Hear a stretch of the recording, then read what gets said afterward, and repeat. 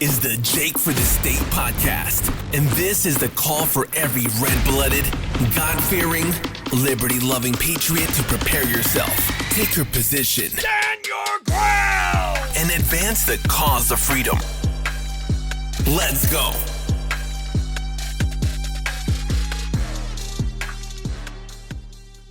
Hi guys, welcome back. My next guest is State Senator David Bullard. Welcome to the show, Senator. Yeah, welcome. It's good to be here. Yes, well, obviously we had a chance to serve together. You're continuing on the legacy of fighting for conservative bills, truly conservative bills in the state, and more is needed, but we so appreciate your work.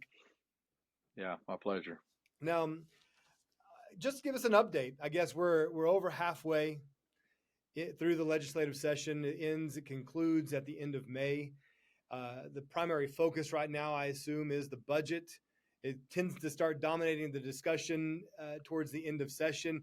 While there's still plenty of other great bills that need to be heard, sometimes it gets lost in the talk about appropriations. So yeah, what are you hearing on your end as far as the status of the budget and what bills are not being heard or lost in that conversation? Yeah, the Senate did something very good this year, and I'm proud of Roger Thompson for the work he's done on it, because Senator Thompson had an idea of moving that appropriations project to be a lot more transparent and open. And so we have. I mean, every dollar, every dime we have talked about in open processes. We've talked about whether we have the need for it, and then we vote on it, and then we put it up on a spreadsheet up on the board, and then we did a resolution and said this is what our budget is from the Senate, sent it over to the House, and so far the House has not liked that idea. They want to keep things in the very secretive JCAB process, which you're very familiar with, where they drop a language in for a pet project and you get to vote on it a few hours later. So we're in the middle of that battle right now. The battle is, the House is resisting that open process, and we're doing everything we can to keep that process transparent. And I think we're very committed to that process remaining transparent. So you're going to see us continue down that path. But as of today, they have shut down A and B, and because we don't have numbers from the House to work from, in order to be able to put those bills up on the agenda and then talk about them, we have to have that same spreadsheet sitting up there that says these are their numbers, this is what they want, this is what they're after, and then you kind of mesh the two together and make something out of it from that point. And we don't have those numbers from the House. They're in delay mode right now, and so we're going to stick to our guns. We promised this state that we would have an open, transparent budget process so that people of this state can pay attention to every dime we spend, because we have to remember that's not our money. No matter how bad we'd like to say that, that's not our money. That's your money. And we've just confiscated it from you, to be very honest with you. We have forcefully taken that money from you. And so you deserve, as people, to know exactly why and how we're spending all that money. No pet projects, no under the table type stuff. And so I think we're dedicated to that process. But I'm extremely proud of Roger Thompson for coming up with the idea and implementing it. I think he's done a very good job for the first year. We knew that was going to be a very touch and go process. We knew that there were going to be fights. So we just got to stick to our guns on that transparency. Yeah, no, have to give proper credit to those that have led the way in transparency. I mean, we need that across the board in every branch of government and in every agency even, but so appreciate the appropriations taking this up and demanding transparency. No doubt. Any word from the House? I mean, are they just absolutely silent, wondering what's driving them to hold on to it so tightly? Yeah, so there's never been much communication between them. We just kind of said we're going to run our budget. If you want to know what our numbers are, they're on television, on the internet for you to come and see. But you got to remember, generations of doing it this way, you're not going to change it overnight, and you're not going to change people's feelings overnight that they need. They want to do things behind the scenes and under the table, and so that's the way that it's working over there right now. But they will come around at some point. I've talked to a lot of House members who really like what we're doing. And I think the House in general likes it. I think you're seeing it in leadership doesn't like some of that closed up concept. Here was Senator David Bullard, representing District 6. That includes Atoka, Bryan, Cole, Johnston, and Marshall counties, and also Republican caucus vice chairman. So in leadership, and obviously we talked to a lot of people, even legislators, representatives, senators, and there's always the question about what happens behind closed doors. These conversations with leadership, and spoke with a representative the other day who said, we're waiting on leadership. We're ready to hear some bills, but we're waiting on leadership. So any insight you can give us as far as like what to expect the remainder of this session, as far as the number of bills that could be heard, or what might hold up bills? Yeah, so I think probably this budget process that we were talking about is going to eat up most of that from this point. One of the biggest things that we have to look at is being smart with the people's money, number one, and knowing ahead of time and above board what it is that you're doing. But then secondly, fighting for the things that this people of this state care for. And so there have been numerous bills. I filed 44 and only got 7 or 8 out of committee. And it wasn't that the bills were bad. It was just that they were conservative bills. And so there were the committee chairman of each of those committees decided that they didn't want to hear them. And then we run into the same thing on the House side. And so the debate comes down to this little handful of bills that we have that actually have some kind of meaning to them, something that might actually be able to make a difference. Just to give you an example, I've got a bill right now that would stop illegal immigrants from getting taxpayer dollar benefits from the government, which is exactly how it should be. It ought to be citizens first. It ought to be that our citizens are put as a priority to somebody who decided to break federal law and come here.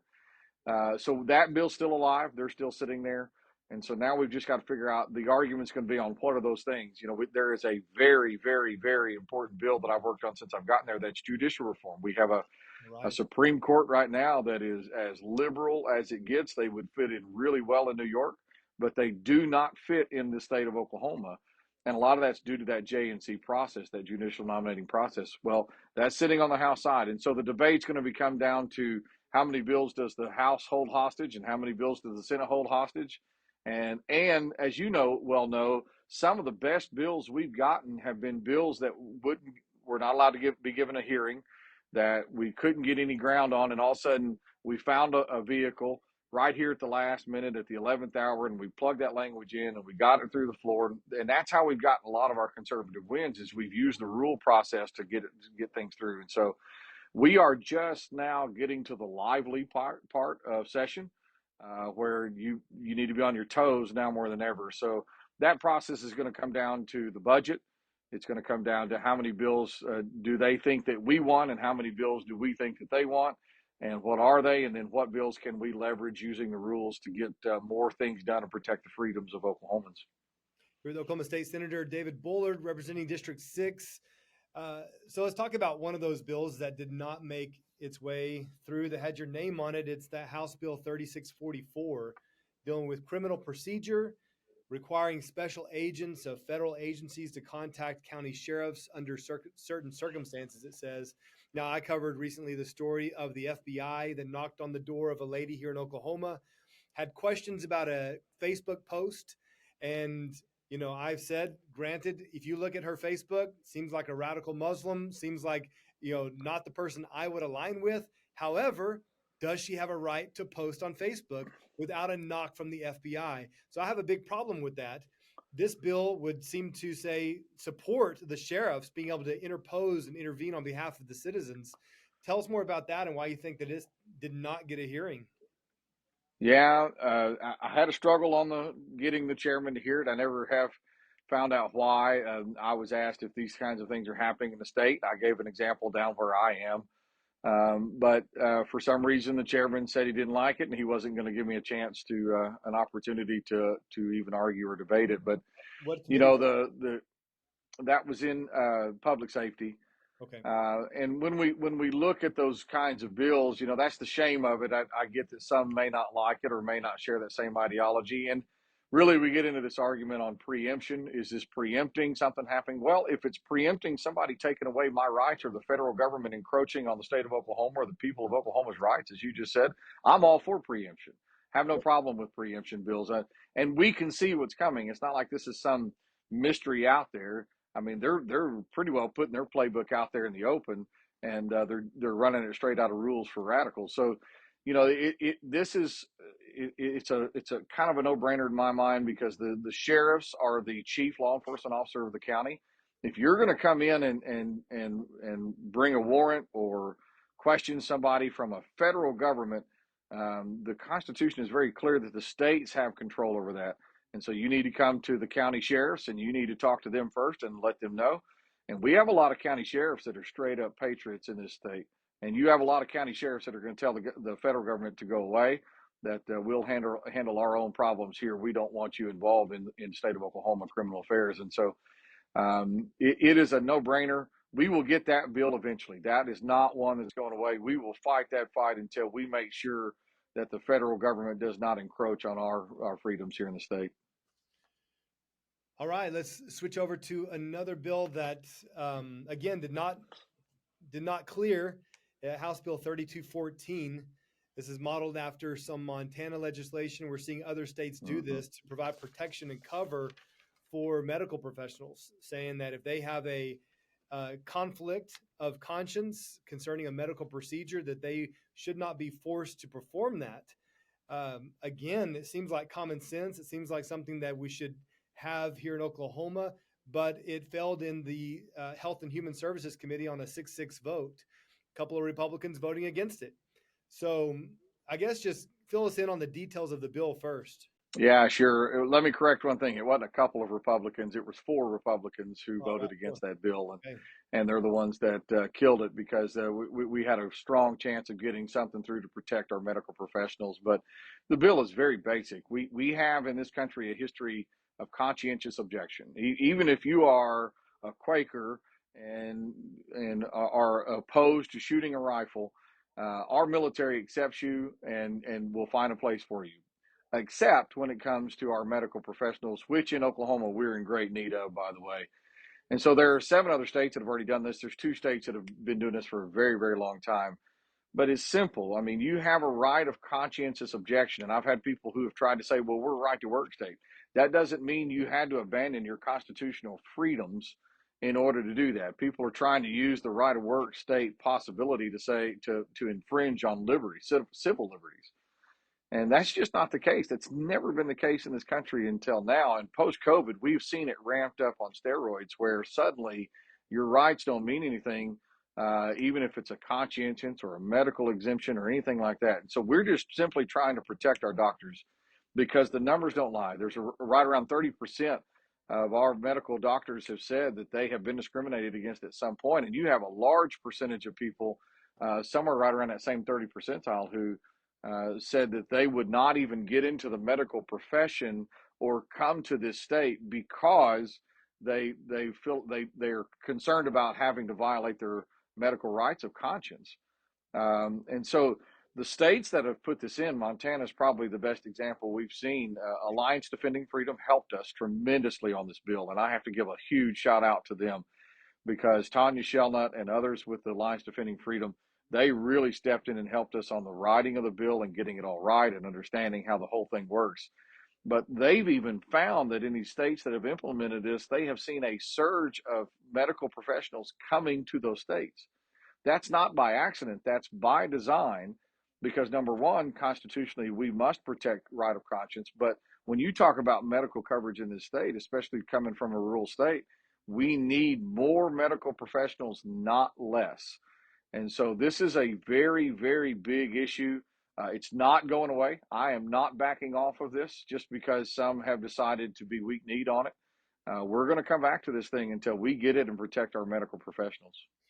Freedom is very attractive, and people flock to freedom. And so That's right. We need to be the beacon of light there, the beacon of freedom in the nation. And unfortunately, because of bills like this, we're not. And I would like to see us get this through, because like you said, I mean, we have a shortage here. And didn't we not work on other pieces of legislation that would throw more money at the problem to try to attract them. Yeah, I mean, money is a great incentive, but freedom's even better. Hey, why don't we do both? Yeah, and that's a valid point because we've had people say, well, the reason why we don't have businesses coming to Oklahoma is because we're so staunch on protecting the life of the unborn, or because we won't allow transgender surgeries. All of that is nonsense. Those are all red herring arguments that make no sense. People are coming to Oklahoma. They're fleeing California. There is a one-way paved street to come from California to Oklahoma and Texas and places that are protecting these kinds of conscience rights and protecting freedom. There's a reason why there is a one-way trail of rafts coming from communist or socialist countries to the United States, Yeah. because they're not here because it's an easy journey and they can just get here. They're here because we are the freest nation in the world. But if we don't protect that freedom, it is it is as fragile as life itself. And if you do not protect it like you would an unborn child or a born child, it's soon to die within your nation. And so we're working hard to protect those freedoms. But it's like you said, freedom is attractive. Just like courage, you and I have had this conversation before. Courage is contagious. When you see people willing to stand, it really makes you want to be willing to stand. Yeah. And so it's the same way there. If you've got people who understand that Oklahoma will protect me as a physician or a nurse because I refuse to participate in things that I conscientiously object to, then you will see other things taken off. And I'll argue the same thing for education. It will protect our teachers from not having to take part in the woke stuff. If we'll protect our teachers from having to participate in things that they morally and conscientiously object to, you will see a growth in education in Oklahoma. But the exit polling in teaching right now is very plain, and it's similar to what we see in other places. It's the discipline and the problems and the stuff that teachers don't want to teach as to why they're not getting in the field. It's not money. My wife and I were teachers I was for 15 years. She still's in the field. And the number one thing that we agreed on is we're going to be kind of poor. We will be lower middle class, and we were fine with that because we like teaching kids and we enjoyed educating. But there are numerous teachers that I know right now that are ready to get out of it because they will not participate in wokeism, DEI, diversity, equity, inclusion. They won't participate in SEL. They won't participate in the LGBTQ plus stuff. They will not participate in the transgender. They will not participate in socialism. And so therefore they're going to get out and go find something else to do that will respect them as a professional. And so it's the same way with doctors. It's the same way with law enforcement. Go talk to a law enforcement officer right now and ask them how frustrated they are with what they're doing. And it's because they're not respected in the profession, and every day they're out there fighting for their lives. Same way. We need to be protecting professionals from a constitutional freedom standpoint. And when we do that, and we get called the crazies and the radicals for doing that kind of stuff. But if that's the case, you can call me whatever you want. But until we start protecting those freedoms, we're never going to see the population of this state continue to expand. We're never going to see good education. We're never going to see good health care. We're never going to see good law enforcement numbers. We're always going to be behind in recruiting because we won't protect freedom. Freedom has to be first. 100%. The Oklahoma State Senator David Bullard, recently President Trump, he made his statement about abortion and emphasized once again, it's up to the states. Here in Oklahoma, we had the trigger bill that took effect with Dobbs and effectively shut down the abortion clinics across the state. However, abortion is not finished here in the state because of the chemical abortions with medications like RU486. And Yep. You had a bill. Is it still alive? This bill that would address the medication, the chemical abortions in the state of Oklahoma? Yeah, so I had one in the Senate that did not receive a hearing, and then I have received one I am the Senate author for one from Denise Crosswhite-Hader. Very, very similar bills. Neither bill received a hearing on it.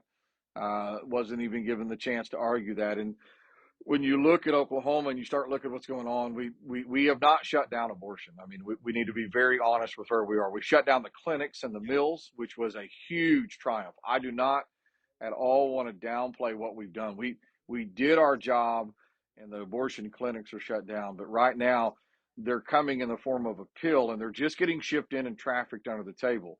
And so we have to find a way to stop these companies from just haphazardly shipping it into our state.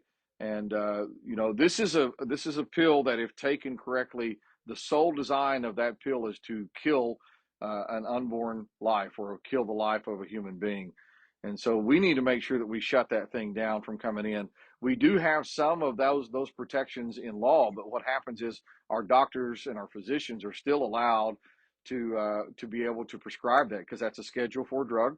And so anybody with the prescriptive ability to prescribe a Schedule IV drug can now do that. And so we have to make sure that we start shutting down that as it's being prescribed and brought into our area. We've got a key to do it. There's not a real simple answer on this one, because at the same time we have to protect the right of privacy. So we do not want the government going through, rifling through all of your mail just Right. to see if there's a pill in there.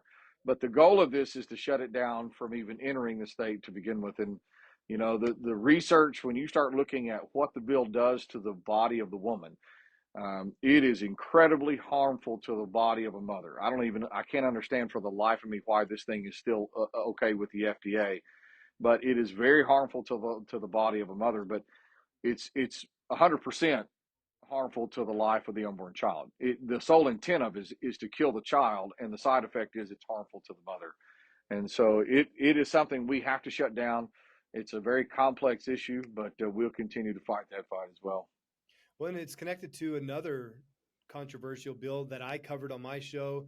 It's connected to the nurse practitioners in the state that were fighting to be out from under the supervision of supervising doctors and avoid having to pay the large fees, the supervision fees that they had to pay. And the argument was that they would better serve rural Oklahoma. And that's where you come from, is rural Oklahoma. You understand the need, but you were not in favor of this bill because of this connection with the abortion drug. Yeah.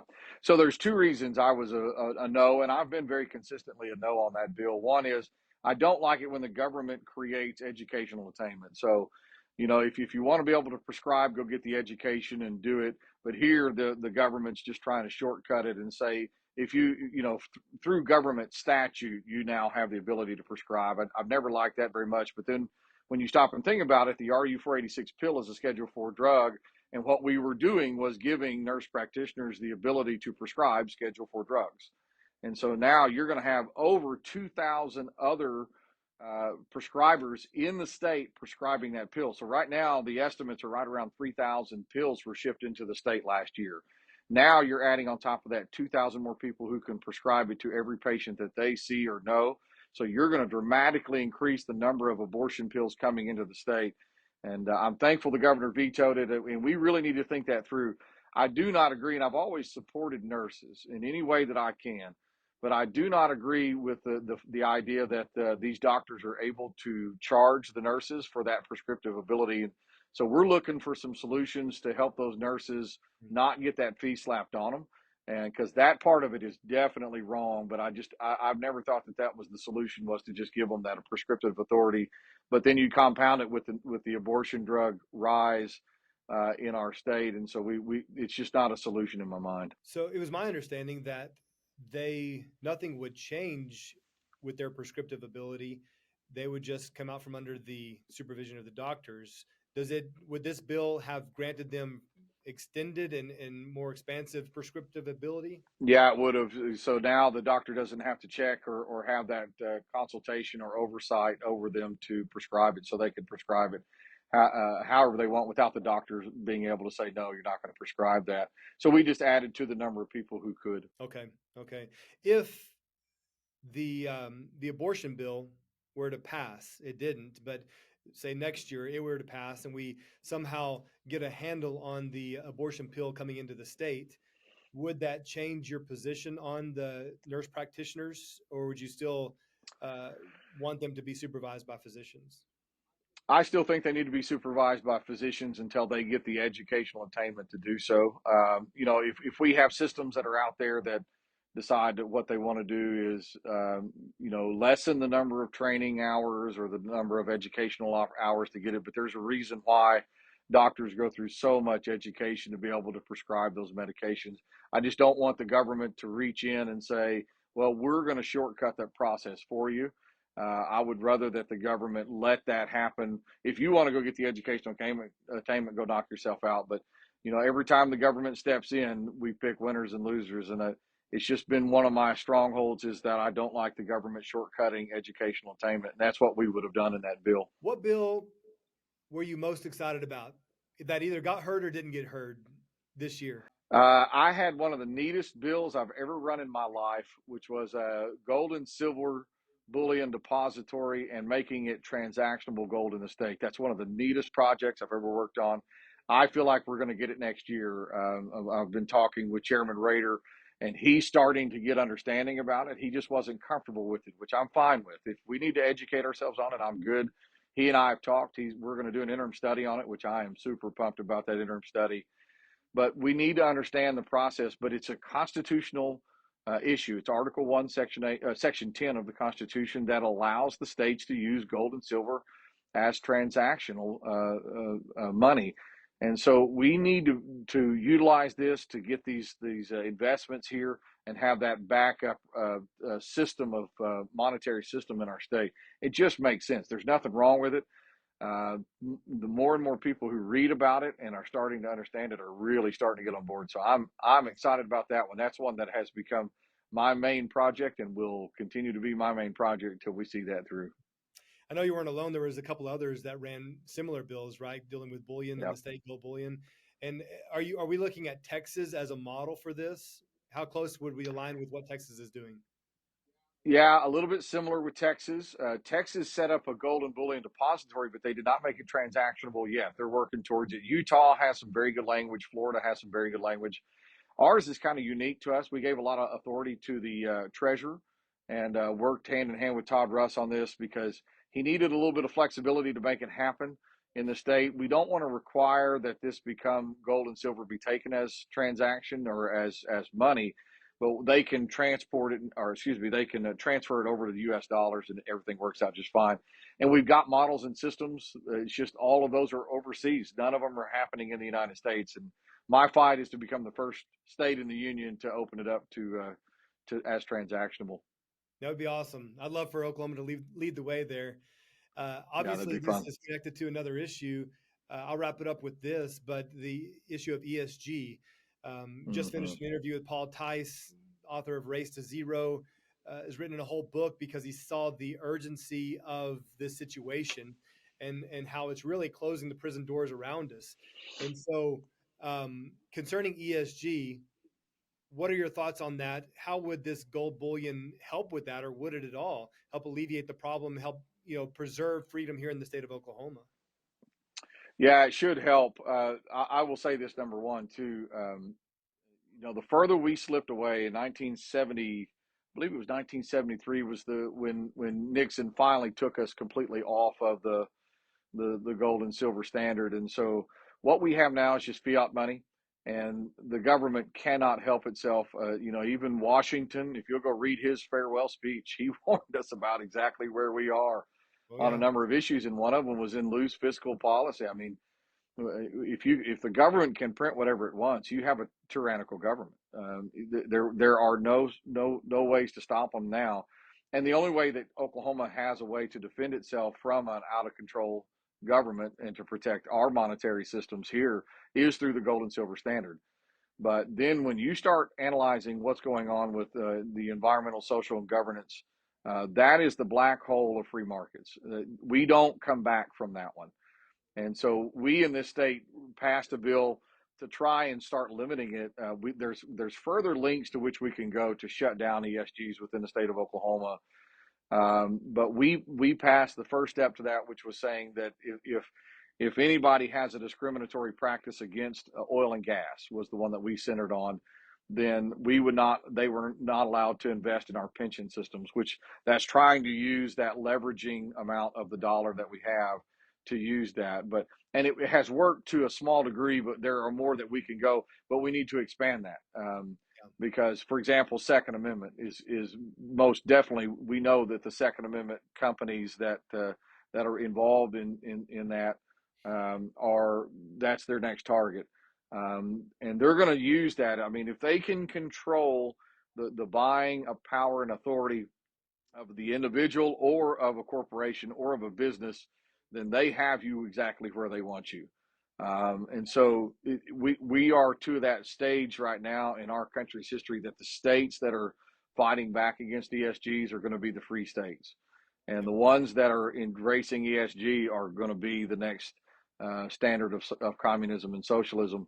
And we're already seeing it in New York and areas like that, where you have no control. There was even an example of a homestead where a woman was arrested, not because she was squatting on somebody's land, but because she kicked squatters out of her home. That's where that heads. You have no freedom if they can control what you can buy and sell. And so ESGs are something that is incredibly concerning to me right now in the state of this state. And I'll tell you, the other thing we have to be focused on in this state is our initiative petition system, because my concern is that the ESGs can come to this state and you can have very little to do with it. And right now, our system is so easy for somebody out of state to come in here and put something on the ballot. You know, ranked choice balloting, ranked choice voting is the key way to get to ESGs everywhere and to get to socialism in your state. And right now, we have no way to stop it. I'm working to run a. Explain how ranked choice Well, lead to that. Yeah. So ranked choice balloting is I have to give them credit on the left. They are definitely thinking a few steps ahead on this kind of thing. And Alaska has put this in, and you saw Alaska go from red to blue very, very quickly. And so within ranked choice balloting, it doesn't matter whoever gets the majority. They just keep stacking votes on the person basically that they want. And so every state that has implemented ranked choice balloting or voting is turned Democratic. There's a reason. I mean, this is what George Soros has been waiting for a very, very long time. And so, but the problem is not necessarily in ranked choice balloting. We've got the ability to shut down ranked choice balloting here. It's a matter of whether or not some outside group like George Soros could come in here and put in on our state constitution an amendment. And there's really it's so easy to get it on our system right now and get it on our balloting right now that we have a major dilemma within our balloting. And so I've run a bill. I continue to work on it that just says that no more than 5% of the signatures can come from one county. And it forces them to get to more Oklahomans in other parts of the state other than just camp out in Oklahoma County and Tulsa County. It forces them to get out and make more people participate. And they're not going to get ranked choice balloting or abortion on demand or any of these kinds of things if they have to go outside of those two counties to get it in Oklahoma. So we've got to put safeguards in on our initiative petition, or we're going to get things like ranked choice balloting and abortion on demand and ESGs and minimum wage increases. You're going to see these things hit our state, and it's going to run us. So we've got to get a handle on initiative petitions in the state of Oklahoma. Absolutely. Great. Well, Oklahoma State Senator David Bullard, I so appreciate you, sir, for your time. Yeah, my pleasure. Continued work. You have a few more weeks left. We'll continue praying with you through the finish line. Yeah, we could always use your prayers. There is a group of legislators who pray together pretty regularly, and we, matter of fact, met recently. And that's what we're praying for, is that the Lord would use us however he chooses to get this thing done and get it done right. So right about now is the crucial time in the legislative process where we have the greatest opportunity to get things done that are what the people of this state want. And so just keep praying for us. We sure could use it. Absolutely. Well, thank you for your time, sir.